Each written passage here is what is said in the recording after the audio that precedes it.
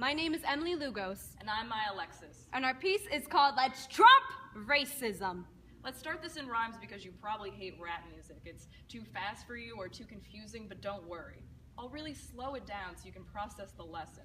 Let's start with your view of immigrant Mexicans. You said they're bringing crime, drugs, they're rapists. Which means you don't even know your legal basics, that immigrants are 22% less likely to commit a crime. And while you're chilling in your casinos, making it big time, illegal immigrants built you a tower. Are you really the man who we should give world power? You said that since Obama did such a bad job, we wouldn't have another black president for generations. But by that logic, wouldn't white presidents be banned from all of civilization? You said you would date your own daughter if she wasn't your daughter. What, was the school of Lolita your alma mater? Now, let's acknowledge the obvious. They say sexism, racism, prejudice, it's all gone, wiped away like blood after slaughter. So we have an open letter to the no longer sexist, to the post-racial racists. Or you, mister, the blacks love me. We were wondering if privilege has become some type of right for you, given to anyone that only you can classify as an actual human being. The First Amendment is coined as freedom of speech, the right to protest and to speak, but while we speak, there is a hand around our throats, a gun ready to fire. The right to bear arms is more important than the black child's slaughter.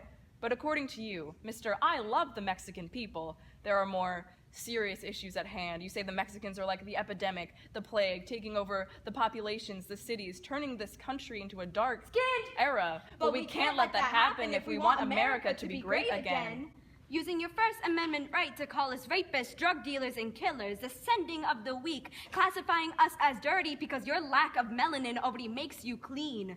When the speakers among us finally find their stuttering voice, they're cut off by people telling them that their accent is not American enough to be understood. Because in this country, we only accept those whose drawl is caused by their rich ancestors, those who run the oil in the ground, the ones who claim the rain, those who employ the speechless harvesters. You assume so much of us. So let me make an assumption. According to your empire, the only concern you have is the 1%.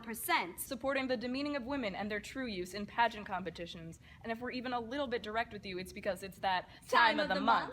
So it seems to us that amongst the billions of dollars you sleep on, you can't concern yourself that when your workers die, if their bodies turn into remains or carcasses, it might be hard for you to tell a difference. We can call this the modern-day era of consensual slavery. You're the pimp to this labor prostitution. With dimes a day as a suitable living wage, it's a repetitive death sentence. But your net worth of $4 billion continues to grow on the backs of immigrant children. You must consider this when you say, the Mexicans are forcing their most unwanted people into the United States. When my immigrant mother fought for my life with the calluses on her hands, she tells me every day, tienes que hacer todo lo que puedes. Tienes que trabajar lo más duro que puedes. You need to do everything you can. You need to work as hard as you can. Because this is an epidemic of national proportion. We are labeling our refugees as criminals, the children as born killers, and billionaires as a minority. We must consider our problems when outspoken racism is the only thing to get people's attention, not the starving. Not Aline Curdy's 3-year-old body. Face down in the sand and lifeless. Not those who are killed by people in authority. So we have an open letter. To you, a legitimate presidential candidate. If we see you in the White House, you'll see us at your door.